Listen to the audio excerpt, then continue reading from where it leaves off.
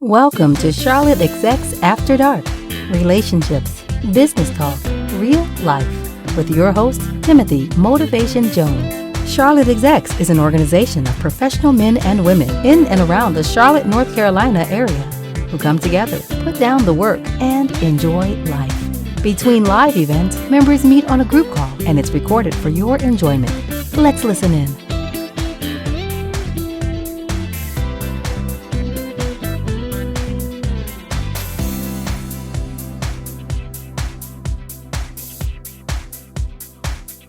This call is being recorded. Good evening. This is Timothy on the line, and I see quite a few people on the line as well. Also, let me go ahead and mute these calls, please. Mute the calls. Good evening. This is Timothy Jones, and this is Charlotte Execs After Dark. That's a live call that we do weekly, and then we, distribute it out on the podcast. Tonight we have a topic of my spouse and I divorced because, and of course we hope that we will have some good stories of people in their situations that we can glean from, we can learn some things from, and possibly avoid those same mistakes, if any. And if some people are already in divorce court or in the thought process of divorcing who they're with, maybe we can save some relationships. Maybe we can save some marriages. So we're going to go to the lines, and we're going to see who do we have on the lines, and we're going to see if those people want to share. And somebody's texting, but we'll get to the calls and go from there. Let me take you on. Looks like they got a new interface, so this is great. 6246. Who do we have on the line, please? Bronwyn Bowers. Hello, Bronwyn. Good to have you on the call. Thank you. Good to be here. All right, going to unmute this next caller. I think I know who that is. I just unmuted you. Who's that on the line? Last name Reed. Hey, Tim, it's Stacy. Oh, hey, Stacy. How are you? Good to have you on the call. Good. Thank you. All right.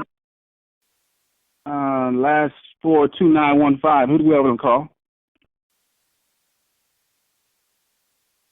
I just unmuted you. Who do we have on the call? 2915. Oh, it's Sabrina. Sabrina. Is that what Yes. you said? Glad to have you Yes, on the call, Sabrina. Glad to have Thank you. Mm-hmm. Miss McNair. Hello. Hello. Hello, who's this? This is Nikki. Nikki. Glad to have you on the call this week. Appreciate you. Mm-hmm. Last 45320. Who do we have on the call? 5320. Who's that? Hi, it's Kaya. My first time Hi. calling in. Glad to have you on the call, Kaya. Thanks. Glad to be here. Last 43372. Who's that? Hi, this is Dashelle. Dashelle. Glad to have you, ma'am. Last 40879. Who's that? Good evening, everybody. It's Nancy. Good evening, Nancy. Glad to have you, ma'am. Glad to be here. Last 46766. Who's that?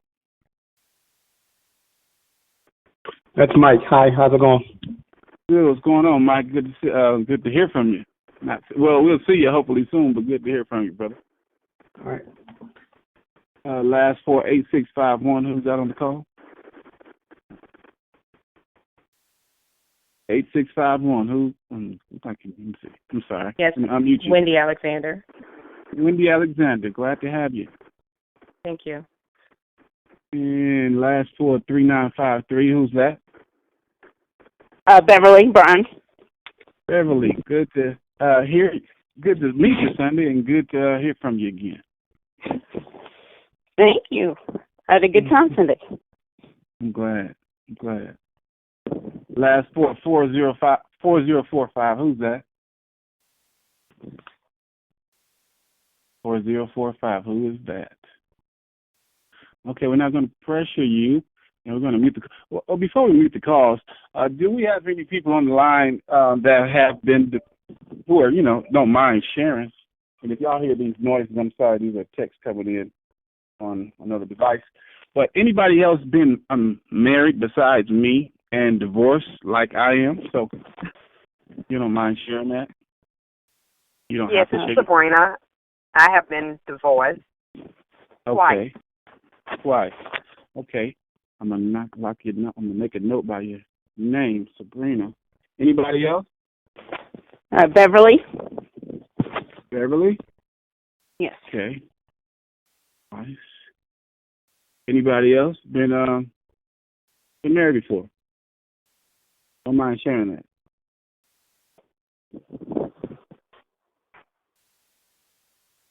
I'm married, but not divorced yet. I'm separated. Hold on. I caught that. You said yet. I've been separated for about 5 years, so that's actually why I'm in North Carolina. Really? Yep. 5 years. Mike, we're going to start with you, brother. We're going to start with you. This is Wendy. I'm married, but I'm not divorced. You're married, but you're not divorced. Can you say something again? I'm trying to pick up which number is yours. 8651. 8651. You're married, but you're not divorced. Okay. No. Gotcha. This is actually my first time joining the call. Okay. Married. All right. Thank you for bearing with me. Somebody else just came on the line. Before we get started with Mike, your last four is 8264. Who do we have on the line? We're going to get started. We usually don't take this much time to get started, but we're just doing something Hello, nice. this is Deja. Deja, glad to have you on the line. All right. Now, we're going to get started. We usually get straight to it, so don't worry about this if you come in another time. Mike, let's start, brother. Hold on. Let me go ahead and mute all calls. I'm sorry. Let me go ahead and mute all calls. We're going to get straight to it. Mike, you ready? I'm ready. All right. Awesome. Well, as soon as these calls are mute, can you go ahead and press star, Mike, and we're going to go ahead and get started with your story. Just press star, please. It'll unmute you from everybody else. Awesome. Okay. Okay, Mike, you said you've been separated for 5 years? Yep. I've been separated for about 5 years. My story's a long story. It's quite an interesting story. Well, we're here to listen. We're not rushing. Okay. Wow. I was going to start probably roughly about, 2016, roughly about 12 years ago. I found out that I found out that my wife and my best friend had been having some kind of affair on and off for quite some time.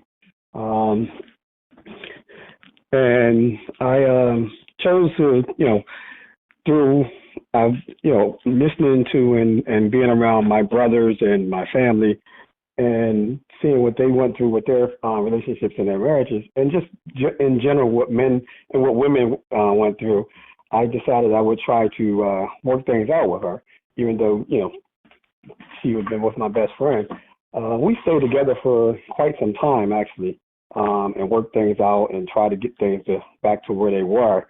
I just wanted to see if, to be see if I could be a better man and stick through it. And for, roughly about 6 years, I guess, we had a pretty decent relationship. And we still kind of have a pretty decent relationship. But we separated probably about 5 years ago. She just told me it was, we had some issues.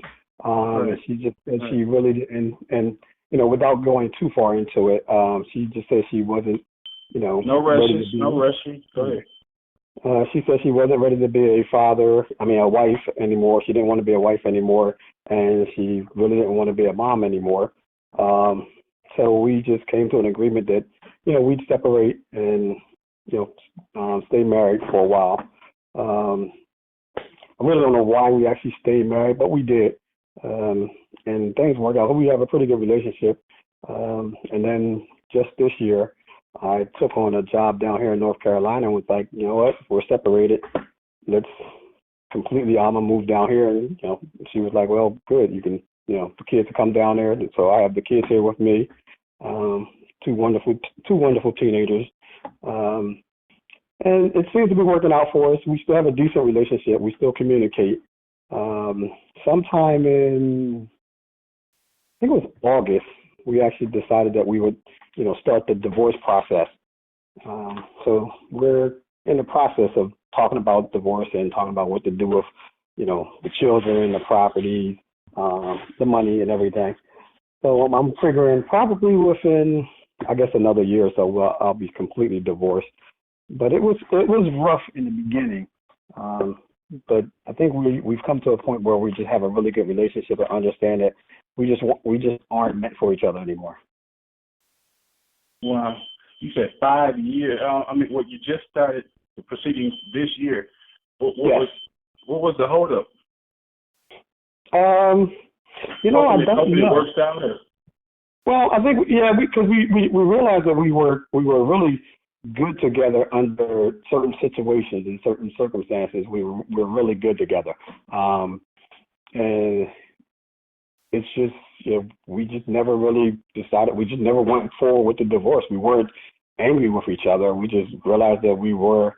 I tell people that we are wonderful up until about 3 weeks. After about 3 weeks, we just can't seem to be around each other for more than about 3 weeks, and we take a break, and but we just weren't there. It was just something that either she just wanted or I wanted, and we just could never figure out what it was. And for the kids, we stayed together for a while, and then sometime this summer, we talked about it, and it was like, there's no point in staying married. If I'm gonna stay down here and she's gonna be up there, we might as well go ahead and get the divorce. So what is it that you think that keeps, you two from, getting along? Is it the clash of personalities or? I don't know. I think it's, I really don't know. I don't know whether it's, I think we just grew apart. We got married very young. And the things that I like to do, or the things that I'm very focused, and I like to do things, and I like to plan things out and just get things done with a plan and organized. And she's more of a off-the-cuff type personality, and it's caused some problems financially, and it caused some problems emotionally. And it's just, I think we just grew apart from each other, that's all. Was there anybody ever involved, that's a long time. Did you ever get involved? Or was there any other person involved in the mix of it? In the mix of the 5-year separation, we've been seeing other people on and off, so it's not that we weren't seeing each other. While we were together, there were some issues there from both of our sides. We separated a little shortly after I found out about her and my best friend. We separated for about 2 years after that, but then we worked things out and got back together, and we for about 4.5 years things were really good. And then again, without getting too much into her story, we had some falling out again, and that's when she realized that she just didn't want to be a wife and a mom anymore. So we just started working our way away from that process. If you can go back and do some things over, what would you do? Let's see. From my perspective, I guess I'd probably keep, I don't know. I think about this all the time, and I think what I would probably do is not be so trustworthy of the people around her and around me. Generally, I am generally a really trustworthy person in terms of the people I have around me. and I'd probably be a little more cautious about that. Like I tell the people all the time, I saw the signs early on, but I chose to ignore them, or not necessarily ignore them. I just assumed that the people around me would not do what they did. But as far as going back with her and just the marriage and her, I have no regrets. Not really, anyway. We have three wonderful children together. She's given me three wonderful children. We were together for roughly about 30 years. So I don't think I regretted anything. We've done a lot and we've shared a lot. So it's just one of those things where, I look at it and say this is the relationships in the 21st century now with the internet, Facebook, social media, and everything. I just don't think, I don't know. People, in my opinion, I don't think marriages are designed in this society are designed to last for 30, 40, 50 years anymore. I don't think they're capable of doing that. That's just my perspective. It's quite possible. Somebody said that to me. I think it was just last night. So that's it's interesting that you say that. I personally believe it depends on the two people and what they want, but it's just interesting. And that was a woman who said that. So to hear a man say that, that's interesting.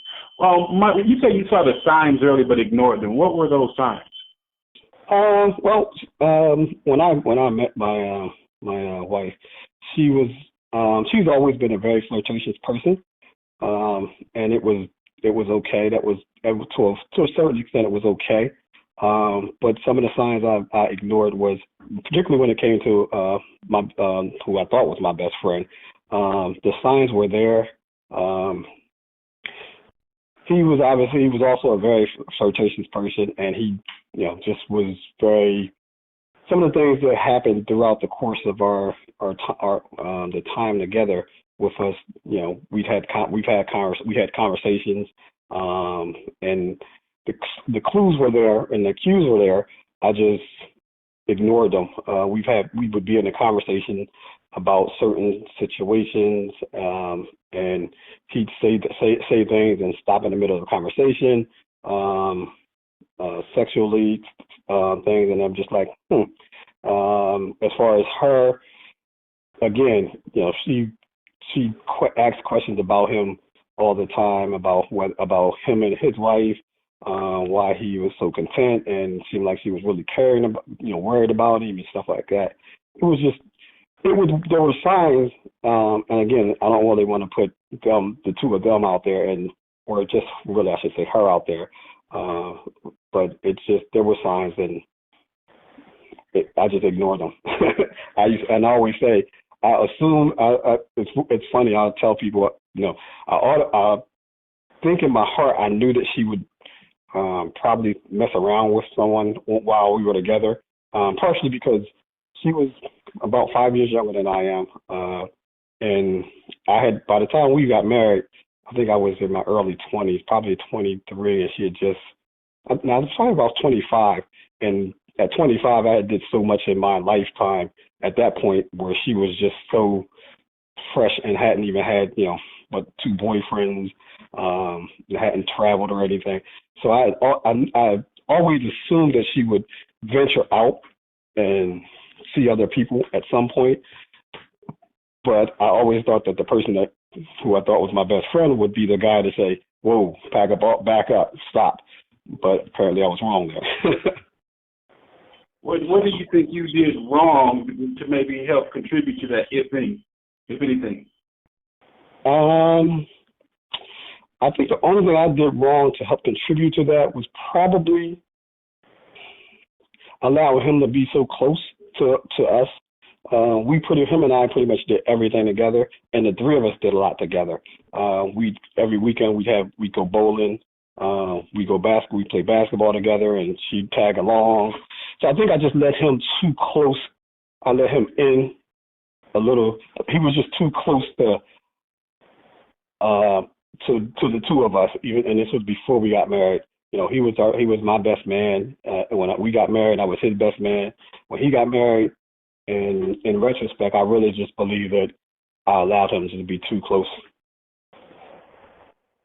That's one of the reasons why I don't play that at all. Wendy, you're married and you've been listening. What's your thoughts on what Mike has been saying? It is very interesting. Can you hear me? Yes. Hello? Yes. Hello? We hear you. Okay. Very interesting. And so, but it makes sense after he said that she was younger. So that all makes sense to me now. But yes, I've actually been married now for 21 years. But we got married young too, and my relationship is different. My husband actually works and lives in Saudi Arabia. He's American, but that's our lifestyle. So I travel internationally too. And so we go from country to country. So I always sometimes think, just to be honest, how would it be? Because it's been 10 years now we've been doing that. But I think, a lot of times people say to me, oh, well, how are you doing with the long-distance marriage and how does it work? It actually works great, to be honest with you. It works great for us because we can miss each other, appreciate each other. And sometimes I wonder, I'm just like, if we actually had to stay in the house together for months at a time, how would it be? Because it's been years that we've actually do that. But I would say his story is very interesting, but it's not uncommon. But I have other friends that are still married and separated and supposed to be going through a divorce, and it's been like 8, 9, 10 years. So something, especially I'm in North Carolina too. So North Carolina, also the state of North Carolina, getting divorced is also not as easy as y'all know. So that plays a factor as well. Then you have children involved, so it makes sense. A lot of times I think we hold on for our kids' sake more so than ourselves. Yeah, and as it is, she's still in Pennsylvania, so she's not moving here. So I was like, and that I think that's the driving factor of part of the driving factor for us to be like, okay, let's try to start this divorce process and see if we can go through if it complete it out, because she's there and I'm here, and there's no point in us staying married if she's not coming down here and I'm not going back up there. Right. Mike, do you think you did anything outside of allowing him to get close that contributed to her venturing out? Did you neglect her in hindsight, or? No, actually, no, not at all. I mean, we had, I'd say we had what I described, or what most people would describe, a relationship that was kind of like envied by our peers back then, because I was making, and I did work a lot. I will say that I worked a lot. I was in the beginning of my career at the time, so I worked a lot and I made a lot of money in doing so. So we traveled a lot as well. So we lived maybe that was part of it, I don't know.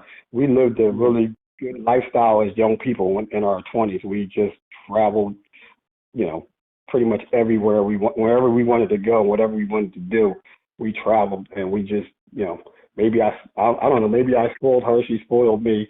I really don't know, and I don't really dwell on that too much because I just look at the lifestyle that we had, and again, I think we had a really great, and sometimes I tell people, and actually I told her, I said, when this all started, I'm like, we had a great run, and it was wonderful. We've done a lot of things, so I don't really know that I contributed anything outside of the fact that she was just young and hadn't experienced a lot, and maybe she just wanted to venture out. I really don't know. Really? So, I'm sure there was things that we've talked about things, and we talked about some of the conversations that we had, maybe that I didn't see. It's funny because we just don't really. She went through college. I helped her get through college. There was nothing that stands out that I did physically or anything I would regret. I know there's instances where she feels that I wasn't as supportive as she felt like I could have been or should have been. And I'm sure if she was on the line, we could sit there and have a therapy session about everything that she felt,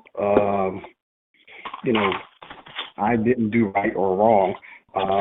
So, again, not to put all the blame on her, because I'm sure there's things that I did do that drove her to do some of the things she, whatever it was that she did. But I think the initial aspect of her venturing out was just an issue of being young. Yeah, I hear you. But yeah, and that is why I kind of stress, definitely keeping, especially guys. I mean, I'm not a woman, and women say they have that intuition how they can read other women, and other women can be sneaky and try to take their man and all that. But I know these guys, they Oh, what is that? Maybe that's me. Hold on.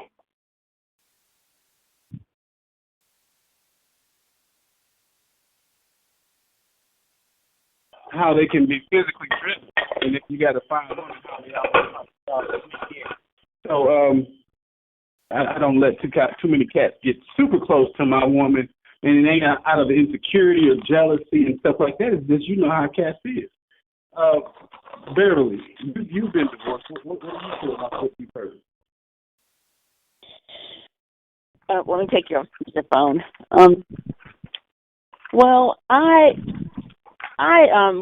Wendy and Mike, they're both talking about how kids can play a factor in staying together. I think that was one of the reasons why I decided I'm not doing this anymore, because I didn't think it was fair to my child that, and there was never any, there was never any cheating. There wasn't fighting. Just a different aspect on that, but I decided that it was selfish of me as a parent to not let my child see us both being truly happy and in love with someone, because I think that was one of the things that made my husband be not a good husband, because he didn't know what a real marriage looked like, and I didn't want that for my child.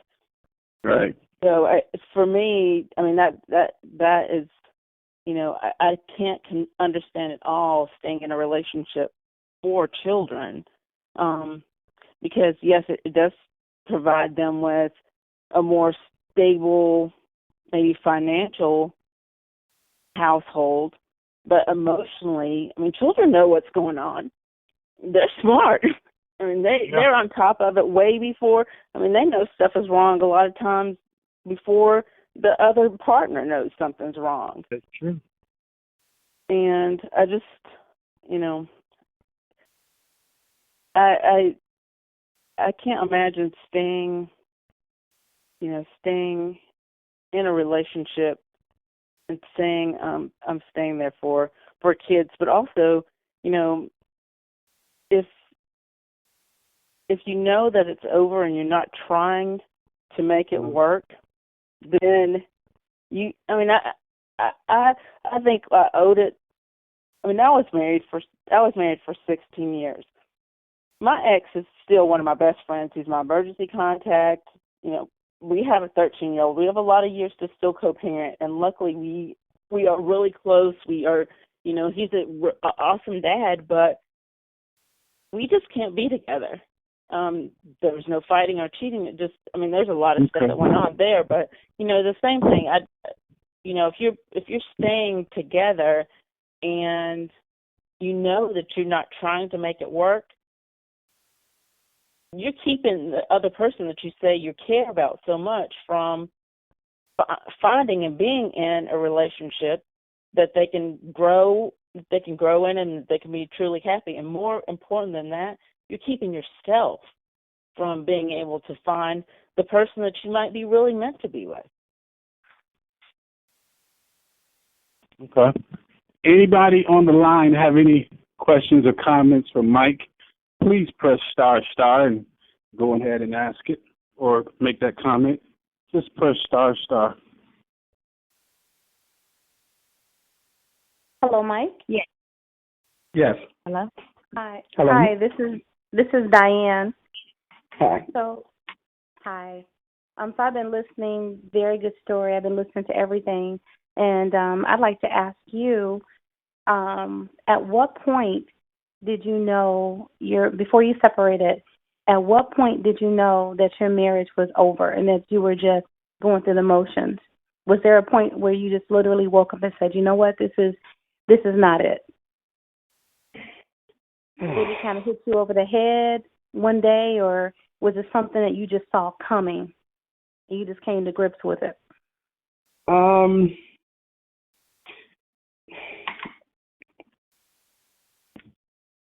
It was something she said.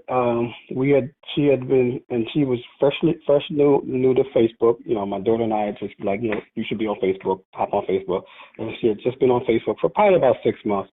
And she connected with her first boyfriend, who was staying over on the West Coast. And, you know, they got into this thing of reminiscing of what they should have been and what they could have been. And, you know, one night she was upset about him breaking her heart or whatever. And we sat and we talked about it and we had a conversation about it. And a couple of weeks later, she just basically said she's not ready to be, she's not committed to being, you know, a married couple, she doesn't know that she can be committed to me anymore. And I think that was my point where I said, well, okay, if you're not willing to commit to me, then into what we're trying to do, then, you know, we're pretty much done. And that was the point where we just separated. When she said that she wasn't willing to be committed, to say that she was committed to building a future together. I see. Wow. Thank you. Mm-hmm. Anybody else has any questions or comments for Mike? Yes, Please, I have a question. Okay, who's this? This is Bronwyn. Okay. For Mike, you said that she cheated with your best friend, and you said you guys got past that. How did you get past it, and are you still friends with the guy? I am not friends with the guy. How did I got past it? I don't know. I just made a commitment. I just wanted to make a commitment, and I've always been the type of person that looks for a challenge. So I just challenged myself to see if I can be, you know, you hear all these stories as guys of, you know, women sticking by their man, you know, through times like this, and, you know, guys always, and other people from the outside said she's this and she's that for staying with him, I would leave them. And I just, you know, and you never hear a story of a guy doing that. And I just wanted to know if I could be a man, be man enough to say, you know what, let's try to figure this out and let's work this out and see if we can work it out. That was what was my factor. It was a personal thing for me to see if I could be a different person and say, I can try to figure this out for the sake of, you know, our marriage and possibly for the sake of the children. Do you have a brother, Mike? I do have a brother. I have several brothers. And Mike, I want to commend you because you are right. You know, we men are we're very territorial, and that line, once that's crossed, it does a lot to our egos. But at the same time, I don't know, maybe it's just easier for a woman to trust again or something. But for men, it's almost like a scar for life.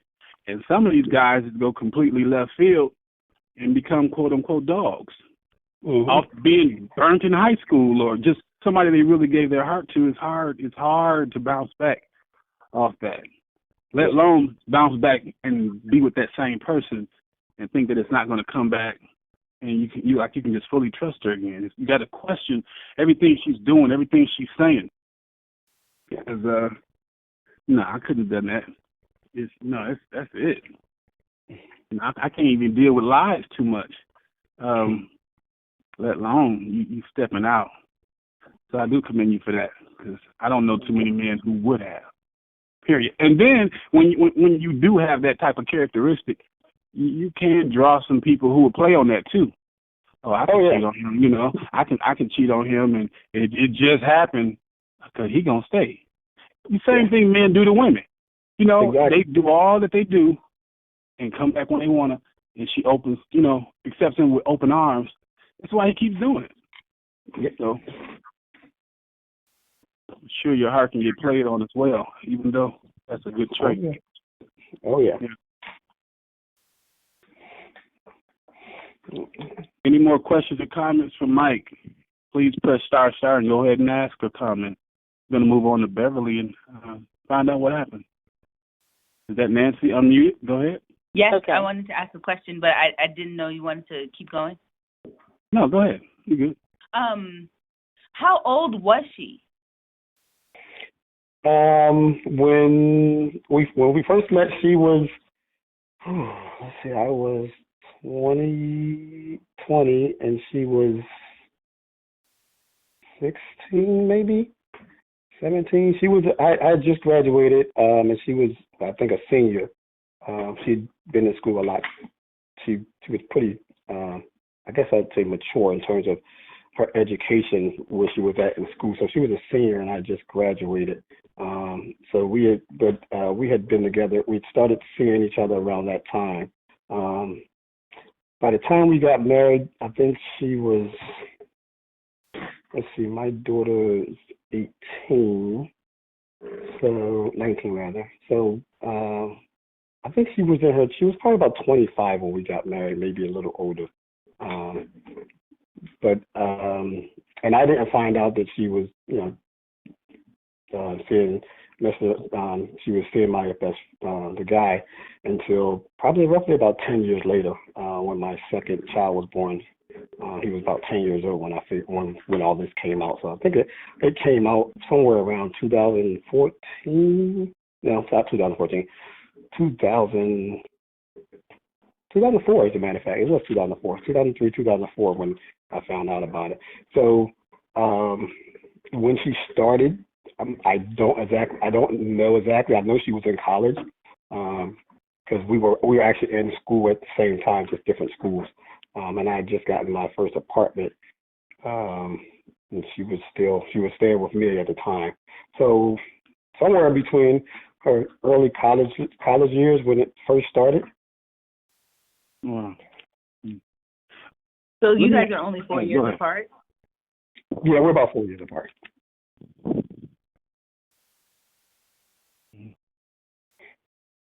Okay. My question is, what did you do? Well, I should say, what did you say to the guy? Because, some of us would have done something. What did you do to the guy when you found out, what was going on? Well, it was a tough situation because, and again, we had our daughters are born, or our youngest daughters are born 10 days apart. We named them pretty much. They have the same names. I went to school with his wife, so we knew each other, and like I said, we all did a lot of things together. So we were like, I guess, close. I guess. So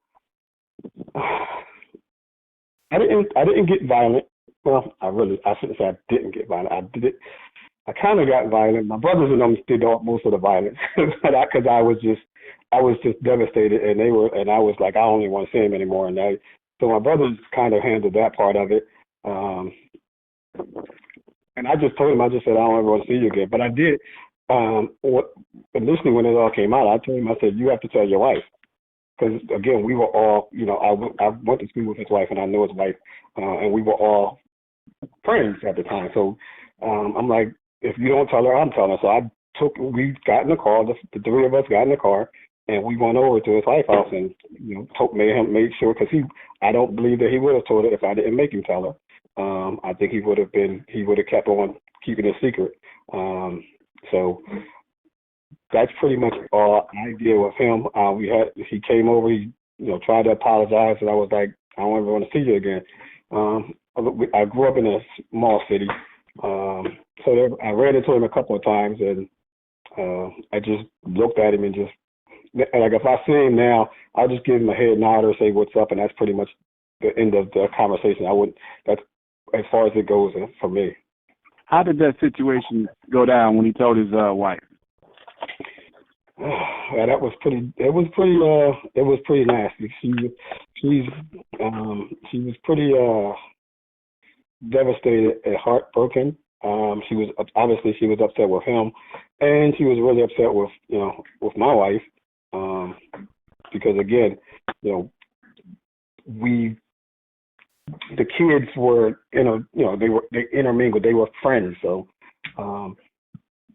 she was just devastated, and she doesn't talk to my wife at all anymore, and wouldn't even consider.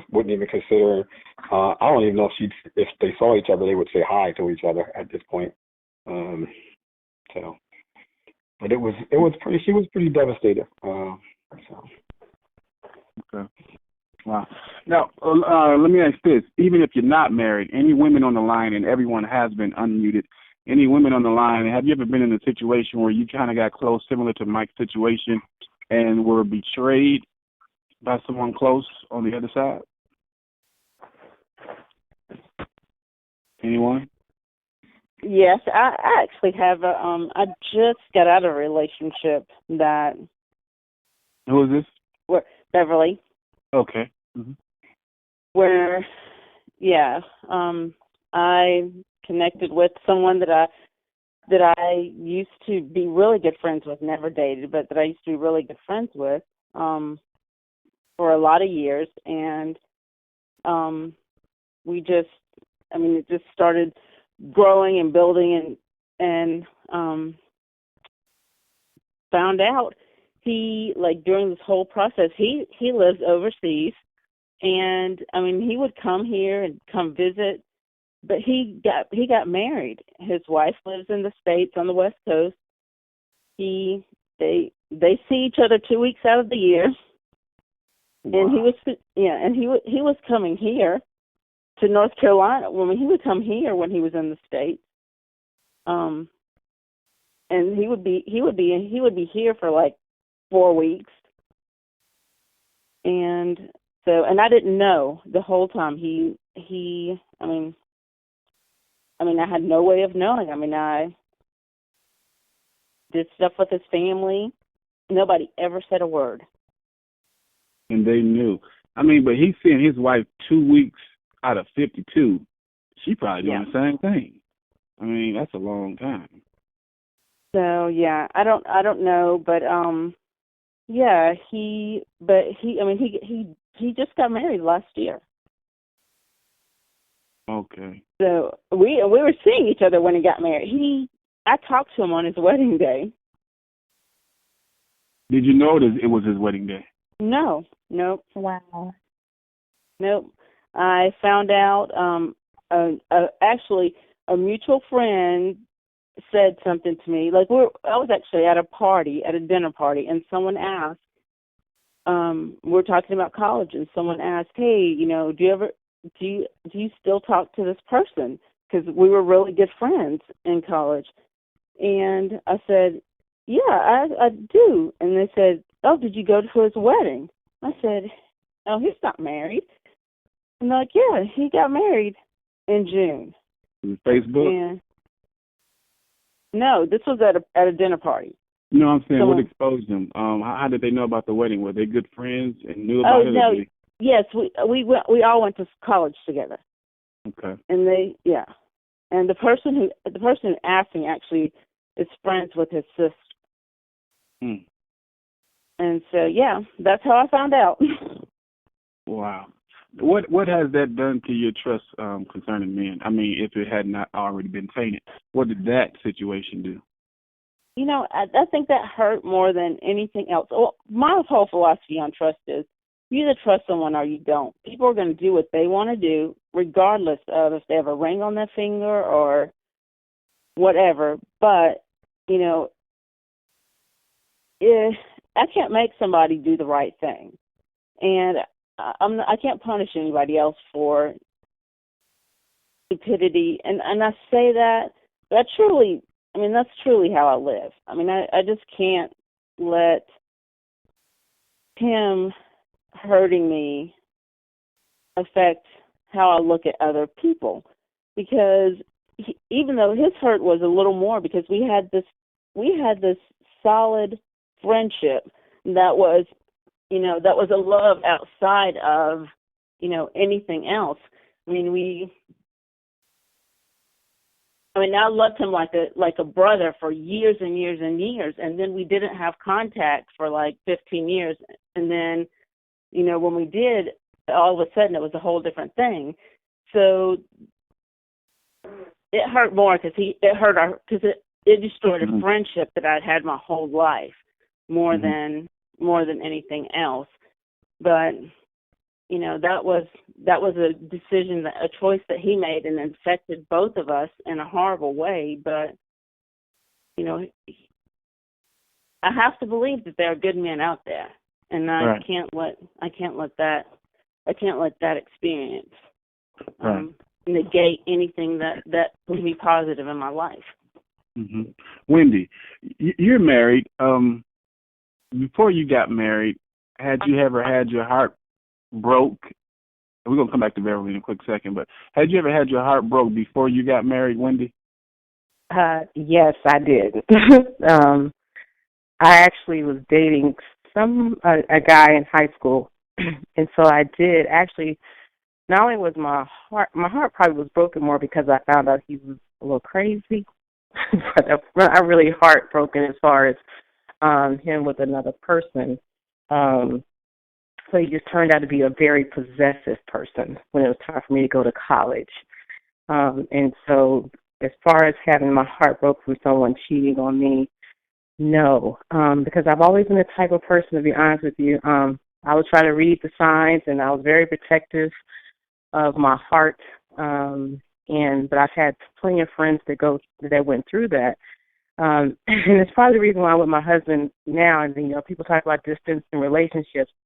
You definitely do have to make sure, that you are connected. Now, I'm actually in the process of writing a book about that because we've been actually been able to sustain our marriage even though we're miles away.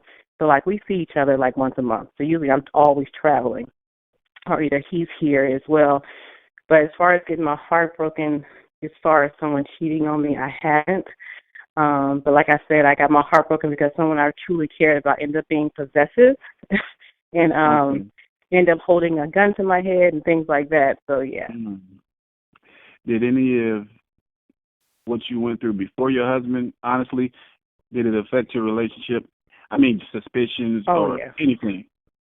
It did. It did, especially that, because it was, trust. And, I was like, okay, are you, I'm going to be honest with you, I was just like, okay, you're loving me the same way you did, are you not going to turn possessive like that? And, so really, and then also I'm an only child, I'll be honest with you. I'm the oldest grandchild, so on top of being spoiled, when I got married, everybody was like, oh, we're going to give you a trophy. I was like, whatever. But because I'm, but it did affect. There was a lot of things. I think, a lot of our history, our past can affect our relationships if we don't take time to heal from it. And a lot of times we jump into other relationships. And so I had to do, I had to be really open because I also have a trauma, a childhood that had a lot of trauma in it as well. And so I had that to bring into that. So then, I had to actually learn how to trust men. So it really wasn't my heart broken. It was like the past issues. And a lot of times as women, we don't open up as easily to our significant other as quickly because we're scared to be judged and things like that. Or if it was a man who actually was our predator, then, of course, we had that trust issue. So mine really wasn't heartbroken. It was just more of me opening up with my past issues and trauma. Totally understand. Before we move on, do you mind even touching on it? If it's too sensitive, I understand. Do you mind touching on what you were talking about in your childhood, that kind of? Oh, no, I don't, because actually, I share this actually because I've been doing mental health and substance abuse for about 30 years, and that's the reason why. And so I can actually help other people. So, no, I've actually, probably when I was younger, was sexually abused, physically abused by my mother's second husband. no, sorry, my mother's third husband. My mother's second husband I also thought was my father, and then found out he wasn't my father. And so that whole time I was living this lie, and so I had that going on. And then to say, so then of course my thing was that I didn't trust guys, or either I was looking for that father figure in my past. And so when I first got married to my husband, like he probably did deserve a trophy, to be honest. To be honest, because I really had a lot going on, and he was able to deal. He didn't know exactly why, and so I would just never tell him. And so it took some time for me to be able to open up and really, honestly, it took a couple of years for me to open up to him. And then even most recently, probably like 4 years ago, like just now 4 years ago out of 20, he really knows everything. That's how long it took. Wow. But he was able to, stick through it. And I was just like, okay, you're here for the long run, So it was difficult, but as time, it goes on, you heal. And like I said, the reason why I do what I do, and I actually do some work overseas, is also because I help young girls and teenagers here, actually in Charlotte. Mm-hmm. And did I hear that wrong? Did you say that you just kind of told him everything up to 4 years ago? Uh-huh. Yeah. Like bits and pieces would come out, and I just wasn't there. It's almost like you have to have peace and where you are, because unfortunately, my predator, I still see, okay? Mm-hmm. And so it's hard for me to tell my husband that's who my predator was, because I didn't know how he was going to react to the predator. You know what I mean? So I didn't know as a man. And so it took time, and I had to gradually get there to say that. So that's why. Did you feel like you were holding something back from your husband, like not being 100% open? I did. He knew it too. That what kind of made you go ahead and release everything?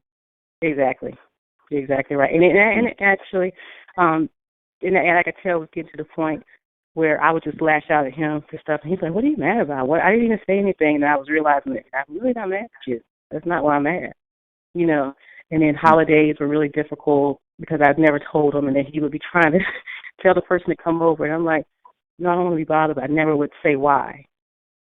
Okay. Yeah. Sabrina, I'm sorry. You've been married twice. Is that what you said? Yes. You've been listening. What's your take on what's been said?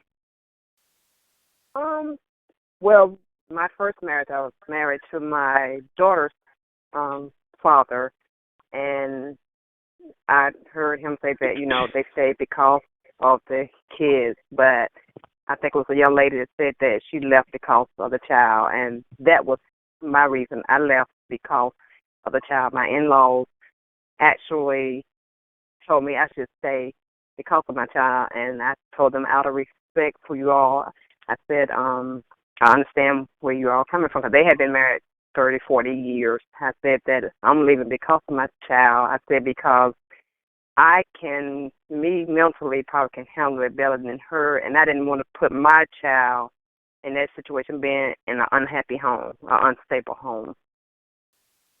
Mm-hmm. So that's one of the things, I heard him say, but I know I have friends and know people that do that all the time, stay because of the kids. Mm-hmm.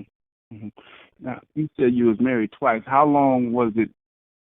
We'll go into it, but how long was it after the first marriage did you feel, okay, I can do this a second time? Let me see, how many years was in between? Actually, my daughter was born in 91 and 93, so it was 93 when I divorced, and I didn't get married again to 2001 because I felt like I need to have dealt with Sabrina's hurt and pain before I brought somebody else into my life, because a lot of times we bring baggage into it, and I had to learn to love me again, first of all, and that was my time, not only loving me, growing stronger in Christ in order for me to be prepared for my next mate. And I always knew, even after my first marriage, I wanted to be married again. I mean, I know now that I want to be married again. Mm-hmm. So about 7 or 8 years, and you can honestly say that you gave your new husband, the second husband, a clean slate, totally. Yes, from my first marriage, yes, I can say that. We'll come back to you and hopefully get some information on that. Beverly. Okay. Yes. What went wrong with your marriage? You know, I hate to say this, but I say this not, well, I'm just going to say it. We had a child. That's honestly, well, more so, my husband had a lot of conceptions about who I was as his girlfriend, who I was as his fiance, who I was as his wife, and then who I was now as his child's mother. So we had been married. We had been married 8 years, and we had been together for 10 years before we had a child. I love children. I taught kindergarten. I had no intention of having kids, though. But after 9/11, we were on vacation because we were leaving on that Thursday to go to London for a week and a half to visit friends, and we were stuck here hanging out. And he said, "You know what? This, really makes me want to have a family and have kids." So started the process. We had some issues initially, just again with the transition from who he thought I was supposed to be once we got married. And it was mostly about, and in hindsight and through therapy that we went through, just him growing up in a household where, his parents, he never saw his parents being affectionate towards each other. They are still married. They've been married for over 50 years. But he said never in his life had he ever seen his parents like kiss or, really they might, give hug each other every now and then, but it wasn't ever an affectionate hug. It was, just a hug. And so we had this transition initially after we got married, because I was like, why is, things seem different. I mean, we had a great sex life. We traveled a lot. We both had careers and were making money and doing all these things. And then once we decided to have a child, and we had a child, from the moment that our son was born, our whole relationship changed. And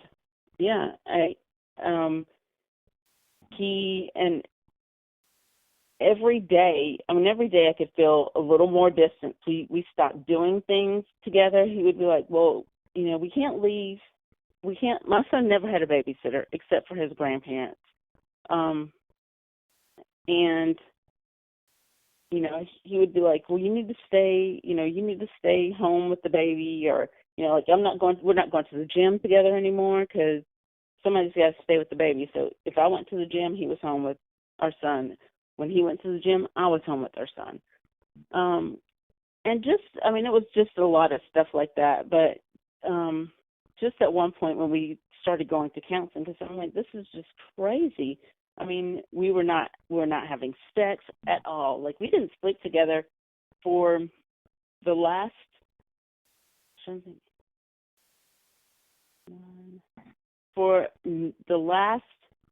9 years of our marriage. We did not have sex. We had sex twice after we had our child. Wow, that is crazy. Yeah, and I'm not laughing at it. I'm just thinking like 9.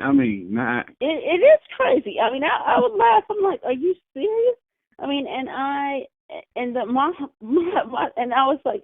was telling myself, I'm like, I am absolutely going crazy because I'm sleeping in the same bed with somebody who will not touch me. not because he said he couldn't look at me as a woman anymore Let me ask you this. I was a mother. Let me ask you this.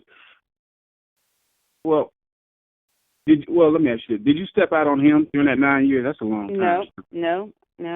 You remain faithful to a man, sex and twice in 9 years. That's faithful. Yes. Well, this is what I was telling us. I had this conversation with my grandmother, of all people. But Wow. you know, she and I had this conversation with her early on, just about, you know, because the 2 times that we did have sex were actually in the first year of my son's life, and we had sex all during my pregnancy. But after my son was born, I mean, he really was like, I just can't, you know, I just can't see you as a woman anymore. I mean, it wasn't that I gained weight. I weighed like 60 pounds more than I weighed during all that time. But, I mean, and I'm not heavy, but he was like, I find it physically disgusting to touch you. It feels like I am, you know, with, yeah. And he talks about it. Well, we went to counseling, and he went to counseling. He's like, I don't want to go to counseling anymore. I just feel like they are beating me up for what I think and what I believe, and he said I can't help that. And so when I talked to my grandmother about it, she was like, well, you know what, would you leave him? Because I thought, you know, I don't want to be in a sexless marriage. I just don't. I didn't want to. And she said, but, you know, do you love him? Yes, I loved him. I still love him. But she said, if he had an accident where he could no longer, or he had high blood pressure, was taking medicine, whatever, and he could no longer have sex with you, would you then leave him? And I said, no. And she said, well, then why would you, if you love this person, why would you leave him just because he can't have sex with you? And it wasn't ever that I thought, okay, I'm going to leave him. I just didn't want to have that kind of relationship. But because, you know, when you're not having sex with somebody for a long period of time, it just creates this divide between you.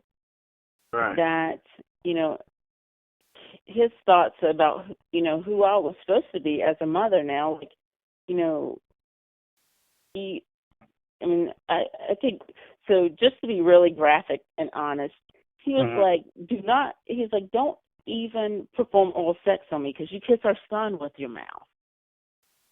That's crazy. And I'm like, yeah, it was crazy. And I mean, he and I talk about it now, and he still feels the same way, that, you know, he can't help that he feels that way, but he just, you know, once we had a child, he could no longer see me as a woman.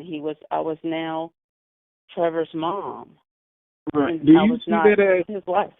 Do you see that as mentally abusive at all? Yes. So that was part of why we started going to therapy, because I started feeling like, I'm like, you know, it's emotional. I think it's emotional abuse. I mean, it's hard to lay in the bed with somebody every single night knowing you want to be with them and they don't want to be with you. And so I started feeling like, okay, what is wrong with me?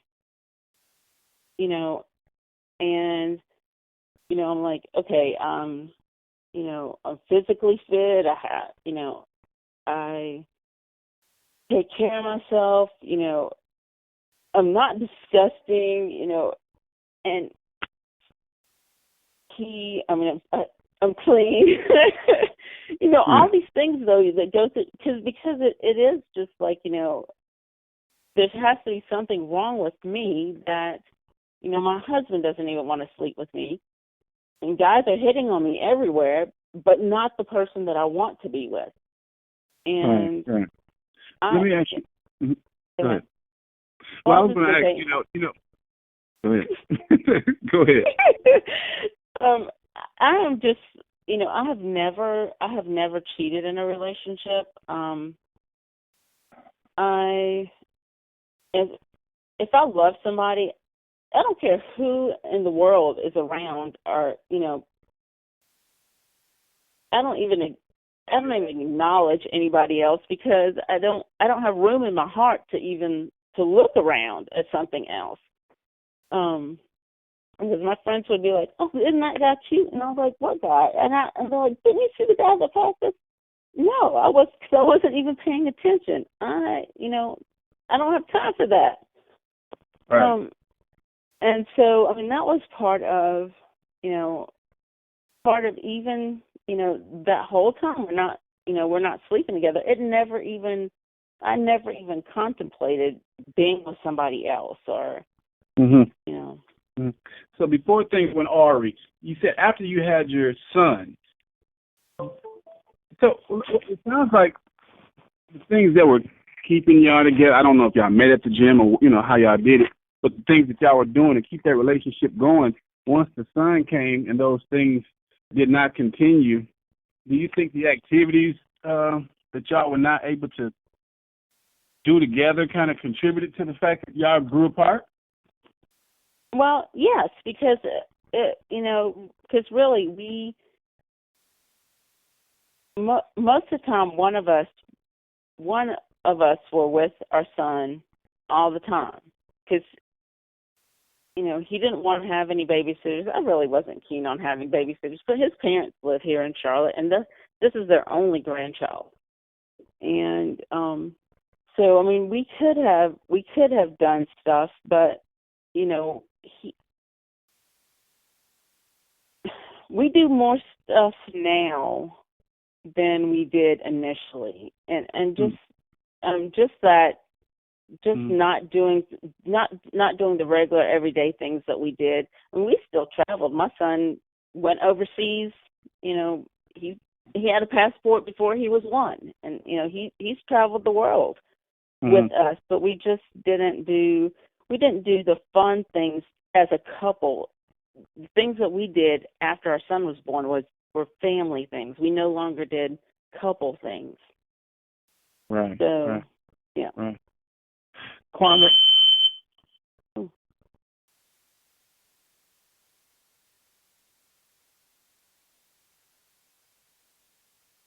I'm here, Tim. You've been listening. What's your take on what's been going on? Y'all it's been some crazy stuff going on out here. That's why y'all hear this a squealing noise. That was actually me.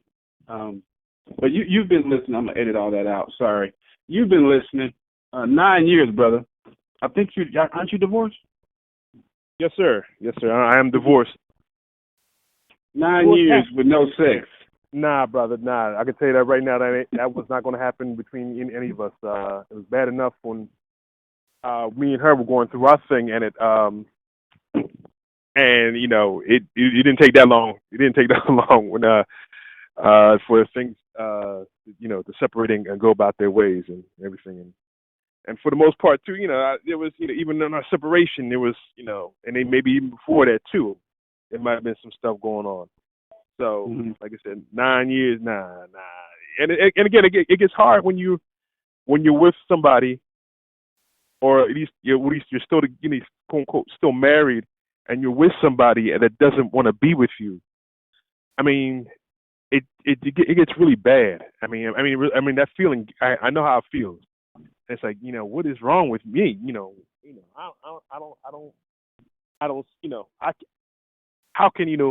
How can there be anything wrong with me? I'm a decent person. I didn't do anything. I do the best I can to try to keep things together, but yet, this person doesn't want to be with me for whatever reason. And, it does. Have you ever been neglected? Were you ever neglected, wanting some? I mean, a lot of times men try to get some, they don't. But for an extended period of time, like, you can't get none. And if so, did that give you the desire to step out on your marriage? Well, no, it wasn't in that situation. Nah. We've had droughts before, things went bad. And I just took it for the course. But it wasn't, the droughts weren't that long. For whatever reason, I can't remember, recollect. But I know it wasn't that long. But like I said, when things went bad and we were going through our stuff, that's Mm-hmm. when, put it this way, after we definitely physically separated, and even then I still was trying to, even hold on to hope. It took me a little bit of time to really think about somebody else. And then eventually, just seeing it, and being hurt, and seeing her move on, even I think she even moved on before we even physically separated. That's, it just, and I was like, yo, bump this. I gotta move on and try something new. How long did it take you to actually?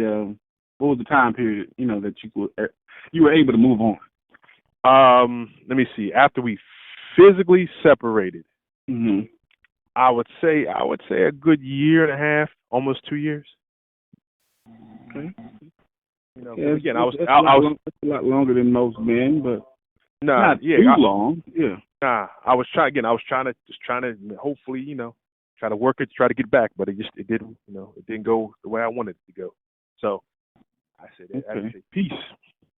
Well, I'm about nearing that mark myself, because the last time I was with my ex was like May 2014, and our stuff was finally like January of 2015. But it feels like it's been a couple of lifetimes. You know what I mean? It's been a long time, but as you said, about 2 years, 2.5 years. So I'm about there too. Yeah. So I'm feeling you too. Yeah. But are you trying to reconcile and come back, or you just say, hey, listen, it is what it is?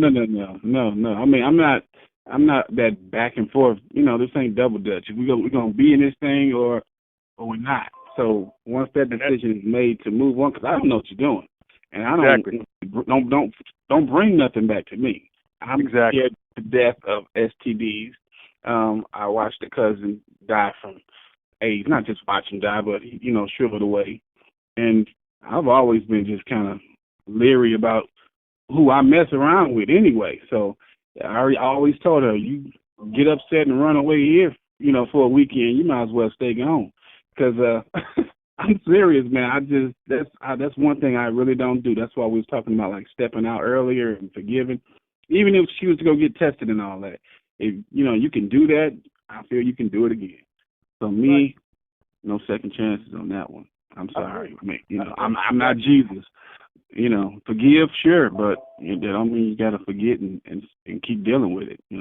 Exactly. So I hear you. That's the way I'm at. So it is what it is.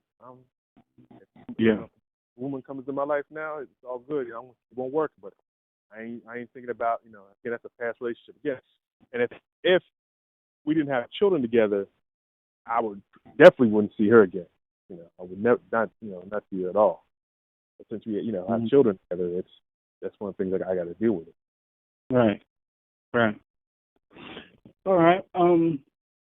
Sabrina, back to you. You said you were married twice. Can you take us back to your first marriage and what went wrong there? It was drugs. He got on drugs. So I tried several times. I could say I was this person with that 3-strike rule, and I gave him 3 times to try to get his stuff together, and he didn't. But what ended up happening, I think I was that crutch. Sometimes we think we helping people, but we actually could be hurting them. Because actually, once we separated and stayed apart, he got off the drugs. He got his life together, tried to get his life together, he got his life together, and he attempted to get us back together. But by that time, my heart just wasn't there anymore. Right. Wow. So you went ahead and filed and got it on over with, huh? Yes, and like having a child, it makes the process just a little longer. But yes, I didn't hold out long years. Right. In your second marriage, tell us about that. Actually, my second marriage, that was a cheater. Oh, really? And I guess it must be something about this 3 retry rule, but that 3 is out of my life now. But anyway, yes, he cheated, and us as well, some women as forgiving as we can be, I took him back, but that third time, my heart was just torn, and I just was done. And again, after the fact, he wanted to come back too, but he had just torn me, to pieces by that time. And like you said, I'm a forgiving person because forgiveness is about me, and it's what they deal with as far as how they deal with it. It's on them. And today I talked to, my daughter's father. We can laugh and talk. My other ex, I don't see him, but he came to my daughter's college graduation, and if I see him, I can laugh and talk with him because I dealt with my heart. I moved on. Right. And I refuse to carry that with me because I don't ever want to carry those kind of things into the next relationship. I've seen an image floating around the internet said unforgiveness is like drinking poison and expecting for the other person to die. Yes. That's definitely good. But you can move on. But when you said the other one was a cheater, was it things in the back of your mind after the first, especially the second time, while you with this man, things going on in the back of your mind, is it making you question everything that he's saying during where he's saying he's going and all that? Oh, yes, it did. So I guess I was, after the first time, I probably was on alert. It just really was not on believing him with everything, but I did my best to how, as they say, you should know your spouse or your mate, and when things change, you can kind of tell that when it gets out of being the norm or how things are. And he was a truck driver, long-distance truck driver, so, of course, that probably gave room to be able to do that, which it did, but still being that the woman I am, and as well as I knew him, I still could tell changes or different things in our relationship that led me to eventually know something was going wrong. And he just could not figure out how I was able to determine it or find out. But when you love someone, you really, to me, it's mind, body, and soul. It's that connection. Therefore, when things won't done the same way, or something triggered it for a woman to be able to tell. So how did you find out? Did he confess, or you found some text messages, or I don't know what was going on back in that time, but how did you find out? As far as I go with, as far as the last time how I found out, I kind of was suspicious, but didn't know. But the female actually lived across the street from one of my daughter's friends. My daughter went to go spend the night with her friend, and she called me and said, "Mommy, I see XYZ truck." I was like, "You sure?" And he had told me he had went somewhere else. So that's how I found out about the last girl that he was with. Yep, it will come to light. Out of the weirdest situation that you would have never expected, it came to light. That's why another reason, somebody said it earlier, I believe it was Beverly, you got to trust, because grown folks going to do what they going to do, and I believe that as well. You don't have to play Inspector Gadget, trust God to just, expose what he needs to expose. And he's going to do it in a timely manner, I believe, when you can handle it. And it's up to you at that time to decide what you're going to do. But what you're doing, going through their phone, who you with, are you really there? No, I got no time for that. It's really crazy. And if anything, that can drive people away, honestly. But who else do we have on the line here? Mike, let's go back to you, man. You've been listening. what's your take on some things that you've been hearing? Then we're going to get some input from other callers who may not be married as well. Well, it's I've heard a lot, and growing up in the city, I've heard a lot of the stories that people were talking about tonight. I've had family and friends who go through some of the same things. So it's not unfamiliar for me to hear these things. I was a little taken aback by the young lady that said her husband couldn't have sex with her because of he saw his wife as just the mother of his child. That was a little that took me back a little bit. But that was quite an interesting scenario for me, because I've never that's something I've never encountered or never heard of with that. And I went through, when my wife and I were going through some of our things, we went through it was at one point there was a full year where I think we probably had sex for maybe two times, maybe three times out of the entire year.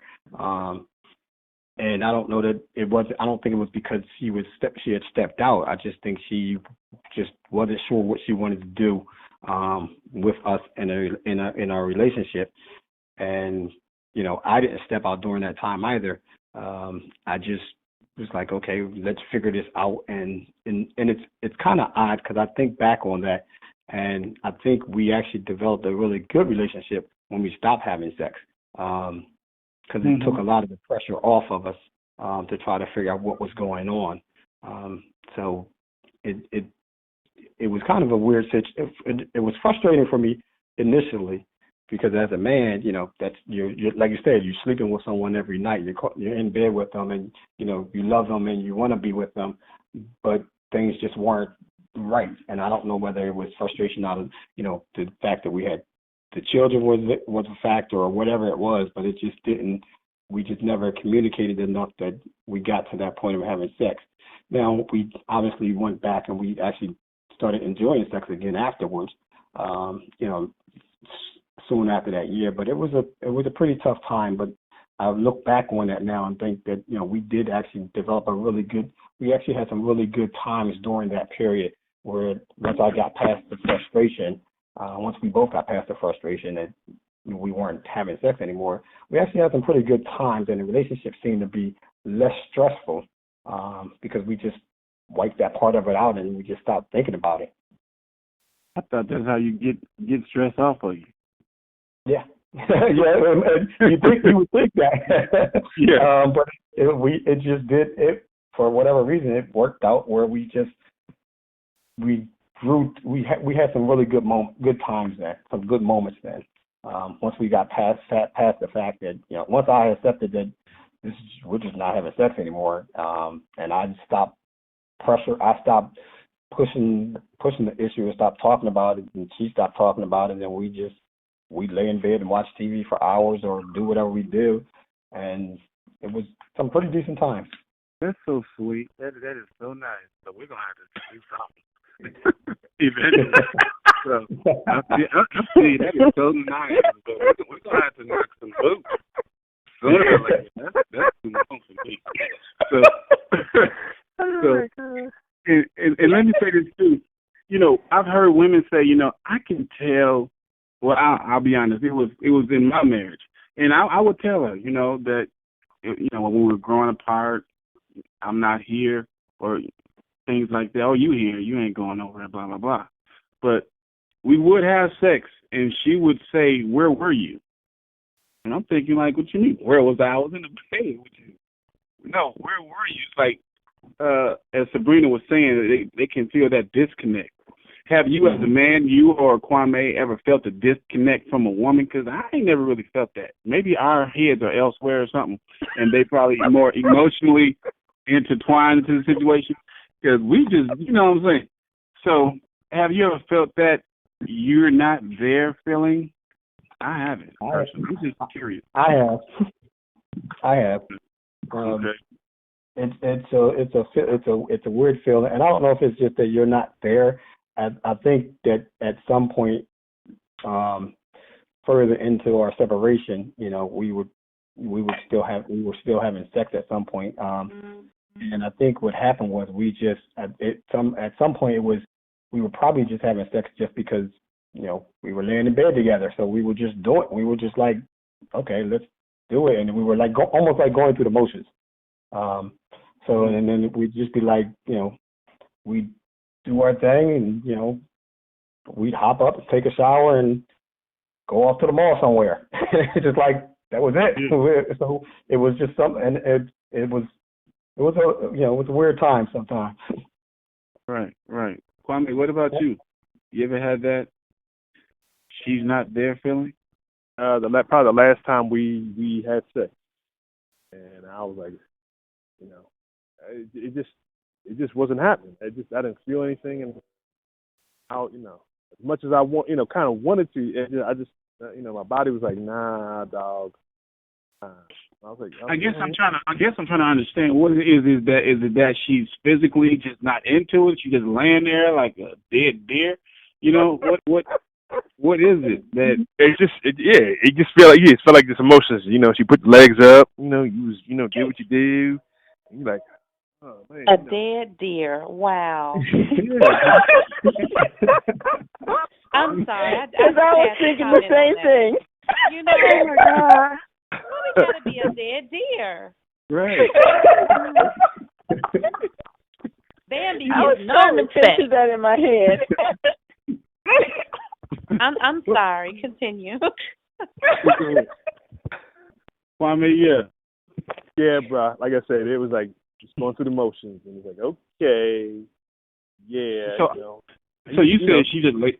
I'm sorry, we're gonna adults on the line. We are 21 and up. So you said she just lay there, blah blah blah. So I guess it definitely probably wasn't any oral or anything like that. Because how could she really? She don't have to get into that.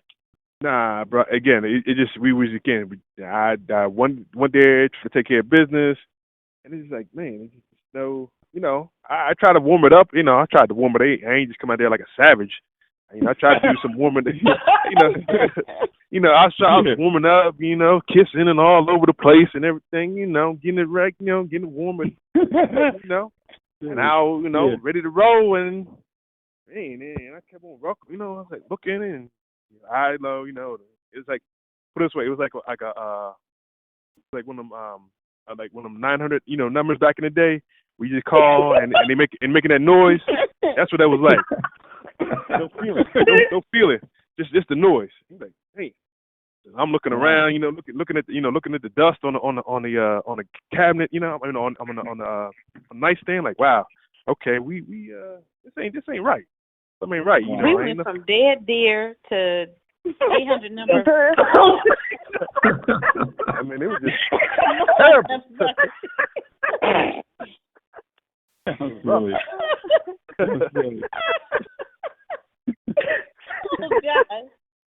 Oh God. Wow. After that, bro, it was a wrap. I was like, yeah, this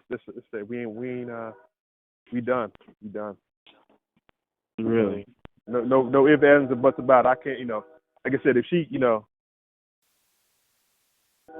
I can't really do it, Anybody single on the line that has been listening, and got some input, because, we winding the call down in about 10 to 15 minutes.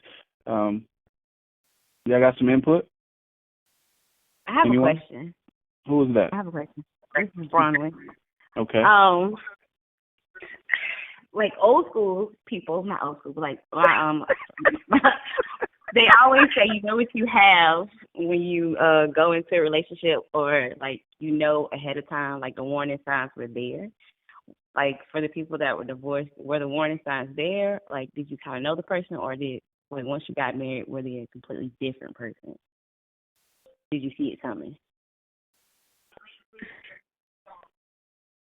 Anyone want? I can answer that, but I'm gonna let y'all go first. You know what? Those signs. Those signs. It's easy to see that after the fact, but it's like you love and those signs might be there hitting you smack right dead in your face. But it's like, but again, quote unquote caught up in love, it's like, you go against your better judgment. And like I said, after the fact, it's like, oh yeah, they was right there. I should have seen them. Yeah. But again, that's after the fact, now. But during that time, you were tolerating some of, majority of that BS that you see now, afterwards. And one of the things I've learned now is just like, and I guess when I go into the next relationship, I'm looking at it this way. It's like, what am I going to tolerate? Am I going to tolerate some of the same stuff that I did before, or what? And as I'm older, as you get older, your patience gets thinner, so you're not going to tolerate any BS anymore. And hopefully you learn your lesson.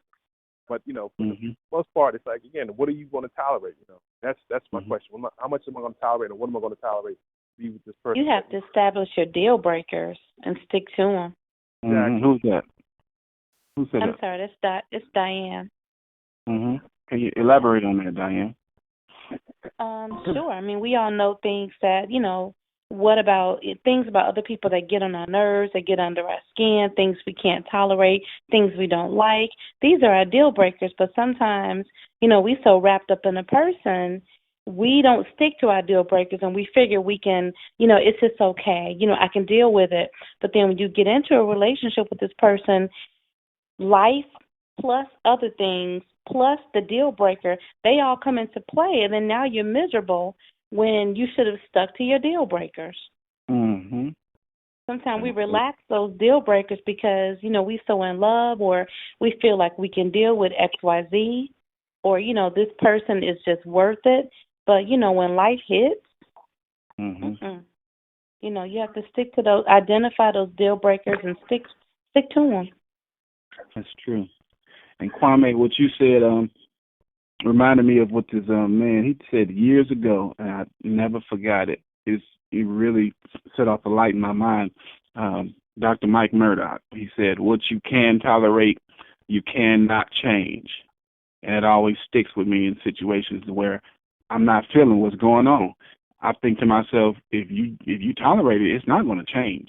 And somebody else, I guess quoted Oprah Winfrey in regards to how being treated, you just simply tell the person how you want to be treated, or you teach them how to treat you.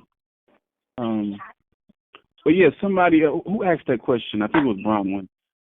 Do you see the warning signs? Is that what you asked? The warning signs? Because I hear a lot of people say, what you have in a person going in, or just getting to know that person and getting to know the phase. But you guys touched on it, saying, once you're in love or you want to be with that person, you ignore the signs. So yeah, that was my question.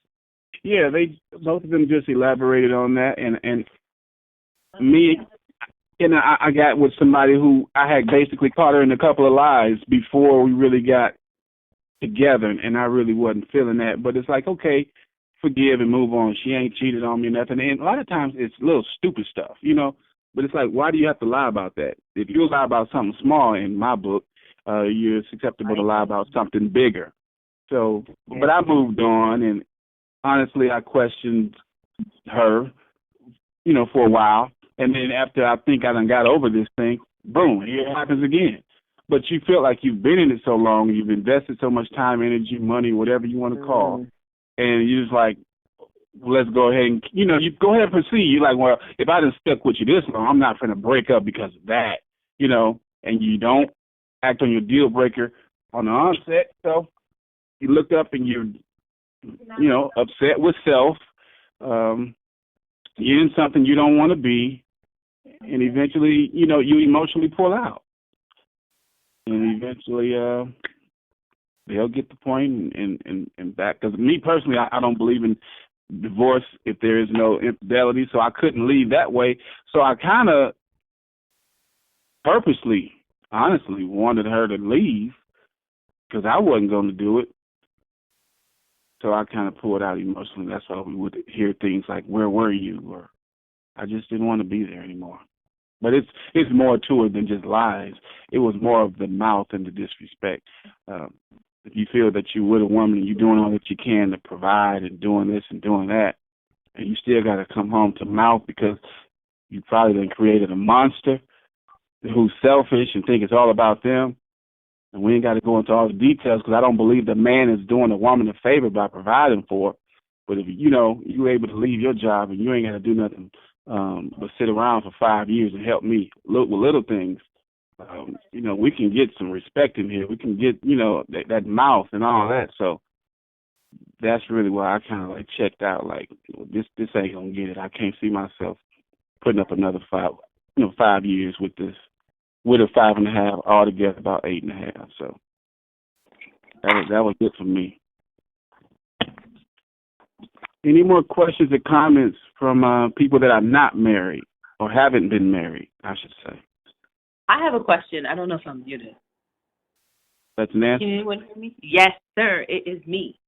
So okay. I have a question for all who have been divorced and who have children with the people they have been divorced from. How do you deal with not necessarily the co-parenting, but interpreting adult actions to children at different stages? Like, their level of understanding is limited. So as you're trying to reconcile what is or is not transpiring between you and your partner, how do you make that digestible to the children?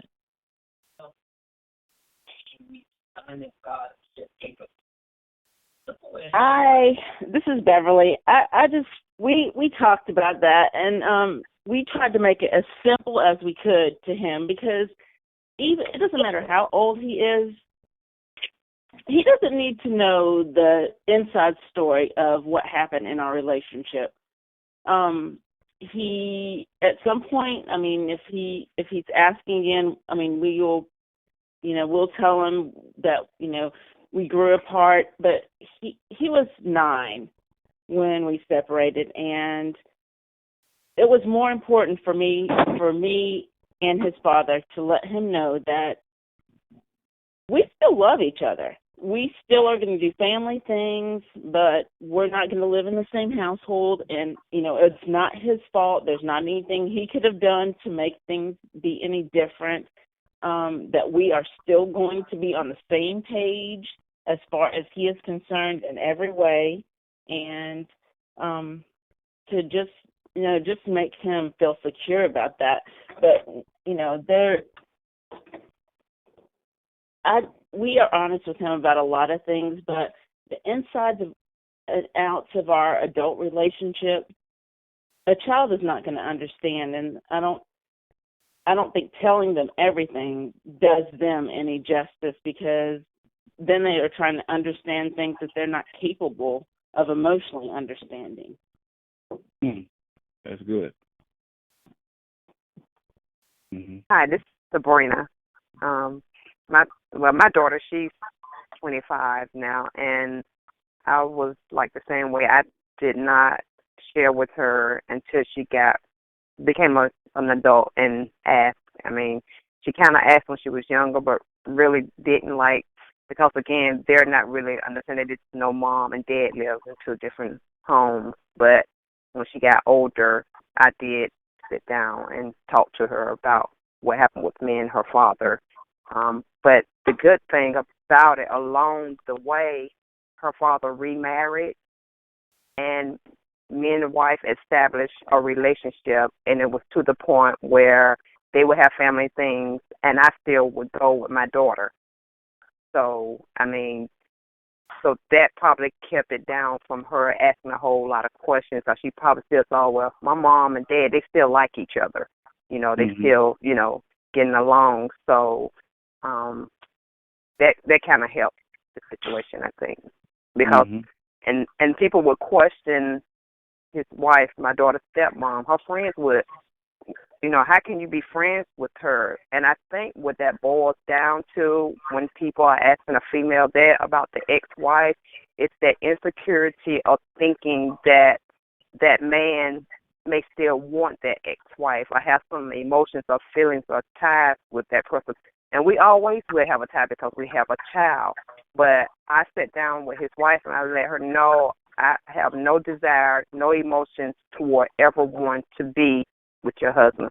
I just want us to be here as far as help raising my child, you know. So that kind of helped the situation, because that's some women, they don't sit down with that wife or that new wife, and then sometimes that new wife don't want to, you know. Right. But I made her feel comfortable enough in knowing that I was not trying to ever come between you and him. And they're still together today and have a child. So.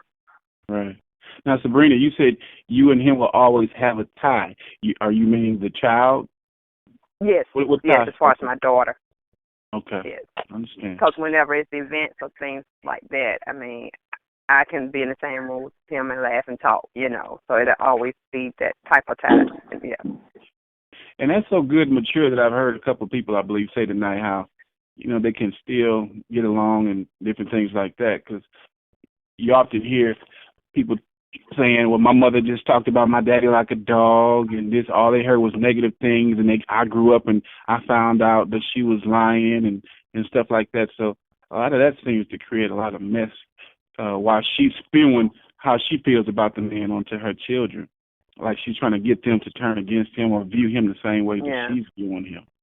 So yeah, and that's funny that you said that, because when Sabrina was talking, I was thinking the same thing. I was like, this is such a great call that we're in a conversation with people who, because I was thinking, Mike, Sabrina, we have all talked about how we still have positive relationships with these people that we had children with. But I think from a dating aspect, that's kind of hard too, because Mike, you may experience this as you go back into dating, is other people, because they don't understand that, I think it would be easier to you know, if somebody has a child, that they have a good relationship with their ex. But I've found that guys, really, that makes them very insecure. And, you know, there's no world where I'm going to, you know, begin a relationship with him again. But I think my experience has been, and when I talk to my girlfriends, they're the same way. They're like, oh, if I was dating a guy who was still friends with his ex, I wouldn't want to date him. I'm like, that doesn't make any sense to me, because if you love somebody enough to marry them and you are with them for years and you can't end it and not have some level of love and respect for that person, what does that say about your marriage to start out with? I think I guess it's all about what floats your boat, because you have some relationships who don't even really want, because I don't know too many women who want their man to have a lot of close female friends. I personally don't know them. Let alone for that person to be an ex. Now, I think there has to be an understanding. Personally, this is just me. I think there has to be an understanding. If you know this woman got kids when you meet her, you know, you can't just shut the man out of the kid's life. You know, and depending on how that relationship is, there may have to be some type of mutual, like it was a situation where the woman and the guy didn't get along too much at all. So she would drop the child off at the grandmother's. He would go there to pick it up. And, you know, they just kind of kept that medium. Well, they didn't really even have to cross paths. But if she has a previous relationship and he really wants to be involved in the child's life and ask about schooling and things like that, I think there needs to be some order there. You're not going to be just calling my woman any time of the day and night when I ain't around and I don't know what you all up in her ear about, because we're territorial. And then if you're not careful, things like what happened to Mike can happen. So you got to, you know, as a man, to protect your home, you can't just be letting, especially some past dude, just, you know, come in and out as he pleases. Not with mine, you know. So I don't care what kind of tie y'all got. There's going to have to be some respect and some order here. And I believe when you have order, let everything be done decent and in order, I think it can work. But just because you got, you know, some kind of ties, and no. Because we're already halfway, probably right, a little bit uneasy about it, but we have to be understanding regardless of some uneasiness. And it's all about how she carries herself around him and vice versa. Because if he's proven himself to be disrespectful and he is trying to get with her, then that's probably going to be cut off. Yeah, that's a totally different situation, though. But like Sabrina was saying, she talked to her ex's wife, and, you know, when you have kids, I mean, that would be my hopes as the same as Sabrina's. I mean, I want my ex to find somebody that can be a good stepmom to my child, and vice versa. Right. Yeah, I understand it is a totally different situation, but we're given the balance. And even if we do sit down, I sit down, but people are people. We can have that talk and everything, but if you cross that line, you just close that door. As simple as that. Nancy. I think that when it comes to having children, I think that the ego has to take a back seat to what's best for the children. I'm not talking about ego here. I'm talking about respect. Okay.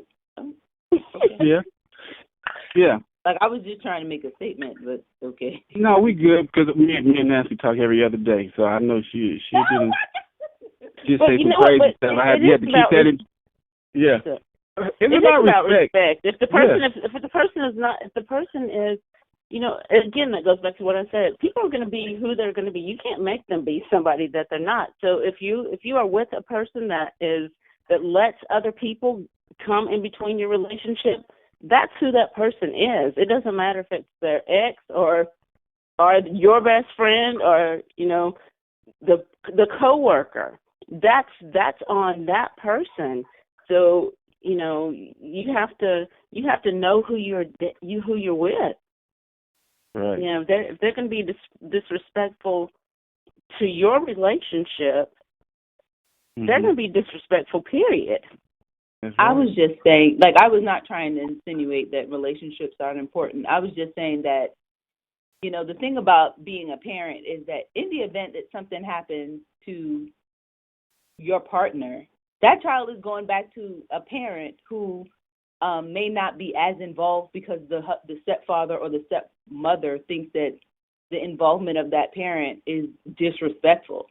So that's all I meant, was that we just need to put things in proper context.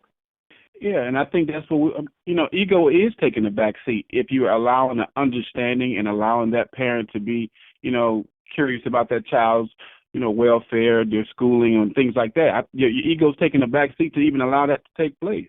Now, but when you cross that border, making slick comments and just different things that are inappropriate, I'm sorry. I don't care how curious you are and how caring you are.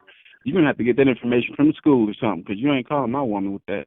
That's all I'm saying. Timothy, you got some brick walls that you need to break down there, buddy. It's not a situation I even have. I'm just thinking out in general. I don't have children. But I'm just saying, look, your possessiveness, your territorialness. Right, like you're not gonna pee on her. That's my wife. Thank you.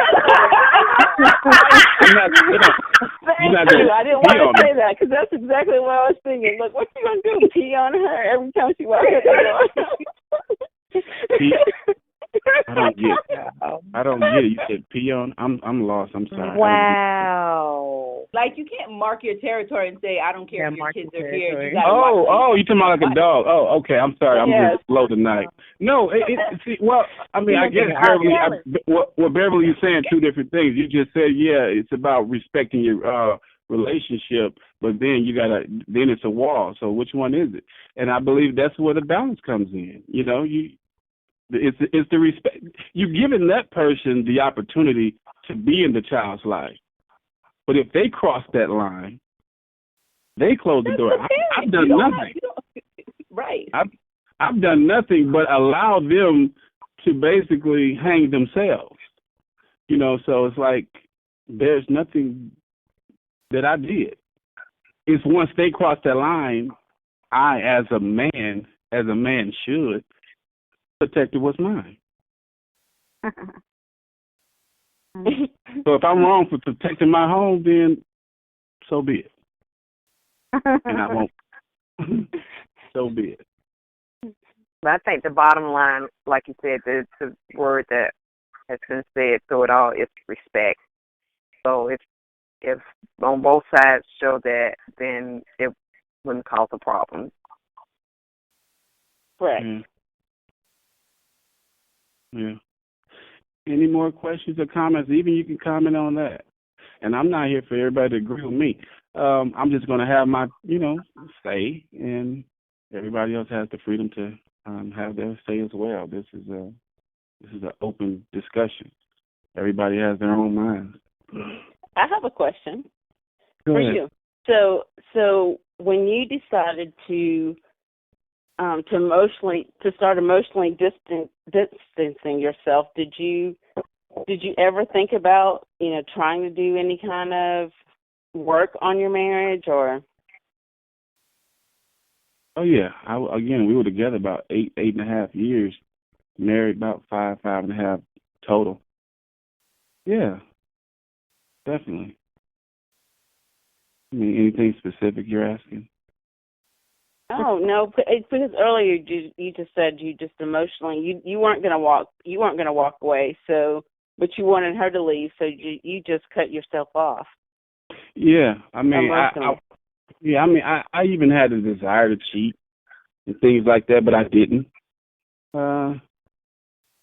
Faithful, providing, date nights, working on. I mean, I didn't, we didn't go on any counseling or anything because it's all upon the people if they even believe things like that are needed. And even if you do, what kind of counseling would you go to? Would it be spiritual? Would it be somebody who has, a degree? But no, we never did anything like that. But yeah, I believe I worked on it. And I just felt when I got to a certain point, I just didn't want it no more. I'm not saying I was right. I know it definitely is not the right thing to do, especially when you're talking about Christianity and forgiving 70 times 7 in a day and all that. No, I wasn't right. But it's the truth. This is a conversation. That's what I did. That's very fun. Yeah. Why was that funny? Nikki, somebody asked you why was that funny? It's funny to me because I'm just sitting here listening, and I'm the single one, and all of these conversations about this divorce and the things that's going on. It's kind of scary when you're actually like in the process of dating and trying to find that one. This conversation tonight has scared me a little bit in a sense of, wanting to get married. So it's an interesting conversation. I really don't have no input because I've never been there. So, it's interesting to me. Right. It's going to be different viewpoints. I mean, we got different belief systems, different viewpoints, different religions, different political views. Hope anybody don't vote for Trump, but different political views and things like that. And especially if your thinking is different than how they're living, they're going to have a problem with it sometimes. But Can I say something? It's okay. Huh? Go ahead. Can I say something? This is Diane. To the young lady who says that we're practically scaring her. Don't be scared. Marriage is actually a beautiful thing. It's a wonderful thing. It's ordained by God. It is. And, it's just a matter of going into marriage with the right expectations. And you and your mate or fiance or whoever you're dating or you're thinking about getting married, being on the same page about what you want and being honest. Because a lot of times, people go into marriage and they hide stuff, or they are their representative when they're dating, and the real person comes out after the vows. You said you like to cook, and now that we got married, you ain't cooked nothing. The stove ain't even hot. The Bible talks about little foxes, right? So it's the little foxes that can tear down your marriage, just little things. But if you're upfront about your expectations and he's upfront about what he wants and needs, and the two of you agree, and you agree that you're going to work on it and stick it out, then it's a wonderful thing. Right. I want to be married again because it's a wonderful thing. It is. Yeah, it is. I want to be married again. Don't let it scare you. At the end of the day, those two people make the rules under their own roof. Yeah. The old people used to say, what goes in this home, stay under this whatever. How do you say that? Yeah, what goes on in this house stays in this house. Exactly. So we're on an open discussion, and if one person is in a relationship or they welcome the ex and the ex welcomes them, I'm glad that's happening. You know, if other folks don't believe that, they have that right too. It's, you know, it's what floats your boat. If it's working for you, praise the Lord. It's know? what you agree on, and you, the two of you have to agree. Exactly. Those two. Not even the outside influences that are close. It could be friends Don't let and other family. people in your marriage. Their opinions are not. You're not living with their opinions. You're living with that person. I don't think you should, and you should do this, and you should. How you gonna tell me? You're not living with this woman, and she's not living with that man. So because when you go home at night, you go home to your husband, not your mama, not your uncle, not your aunt. You're going home to your husband. So you can't let other people influence your thoughts. They can't give you. They can have an opinion. You can listen to it, but at the end of the day, it's about you and your spouse. And who can knock how you want to live your relationship? Yes. People always want to tell you what they would do and they wouldn't do when they ain't even been in your situation. So they can't say. Exactly. And not to keep bringing Mike up, but like somebody like Mike, you know, he may be a little bit leery. But with Mike, you need to not be so paranoid. But you haven't lived in his shoes. You don't know what he's been through. That's right. You haven't experienced that. That's right. These calls are here to allow people to express themselves, express their truth, whether it's your truth or not. I wouldn't dare tell somebody what I would do or what I would think because I haven't been in that situation, or I'm not them.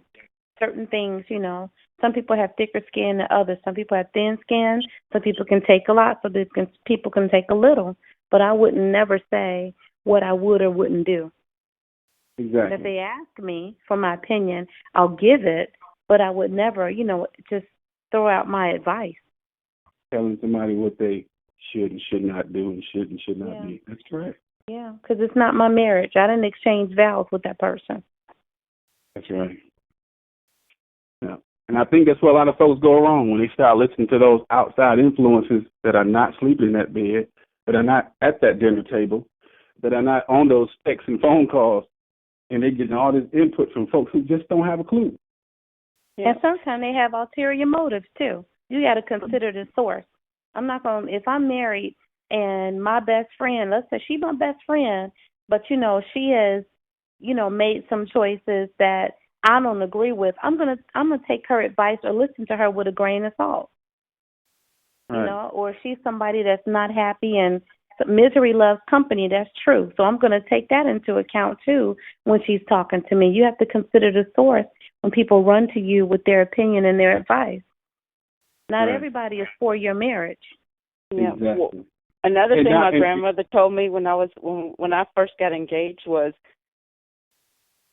if you have a problem with your spouse, the only person you should be talking to about that with is his mother, because she's the only other person at the end of the day that's going to love him, regardless if he does bad or good. Because in relationships, you get mad at people, you complain, and you work it out.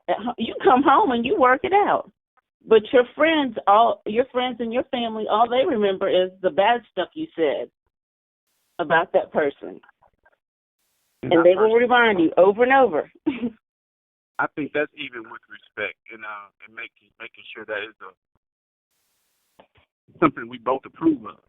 Because anything outside of us two, without them knowing, for me, is like a violation. I'm not going to anyone without her consent to share personal information. It's just not proper in my mind. That's her business, my business. That's good. Not even her father or mother, without her consent. But more than likely, she probably would, because they know her, and sometimes they probably be a little bit biased. But that is a good source to go to, but again, with her consent. And I can say from my experience that, you know, one of the things I actually had to do was not cut my family off, but I had to distance myself from the conversations with them, because I felt that in terms of me trying to rebuild, I felt they were all biased against my wife, and it was just, it was more of an attack on her, and why are you staying with her? Why are you doing this? And what she's the bad person and this and that, and she's ruining your marriage, and you're doing this. And it was causing more problems for me because I had already made the decision to try to rebuild it. And once I made that decision, I was committed to it. But they were so negative towards it.